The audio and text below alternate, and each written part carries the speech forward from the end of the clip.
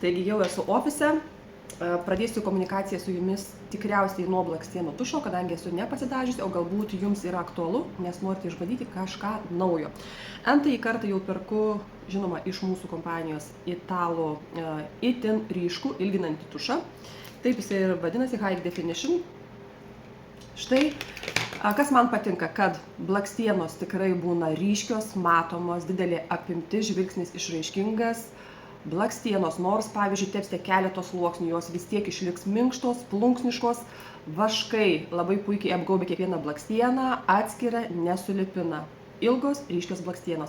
Tai ką, pradedu dažytis ir pamatysite, kodėl verta moterims pasidažyti tas blakstienas.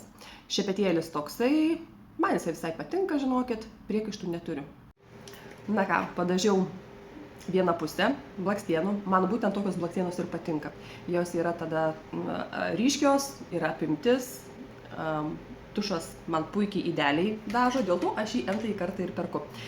Pasirinkime mes turime 3 tipų tušą. Yra vienas waterproofas, reiškia nuo vandens apsaugo, ar ne? Šitas tušas yra lengvai nusivalantis. Na ir dar trečias tušas, tai yra riečiantis blakstienas. Šitas ilginantis, o kitas yra riečiantis. Kainos tikrai yra labai geros, labai. Na ir ką, belieka pasidažyti antrą blakstieną, kad būtų žvilgsnis išraiškingas.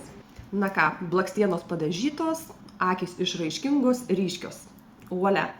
Na, iš tiesų pasidalinsiu nuorodą, kad galėtumėt patys peržvelgti tiesiai į italų elektroninę parduotuvę, tenai rasite ir kainas, ir aprašymus, yra keleto rūšių tušai, galite pasirinkti.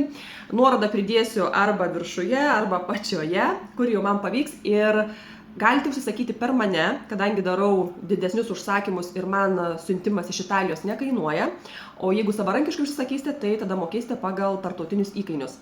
Ir kitas dalykas, jeigu esate vietiniai, tauragiškiai, tai siuntimas visiškai nekainuoja, o jeigu reikėtų siųsti paštomatu, tai pagal paštomatų kainas.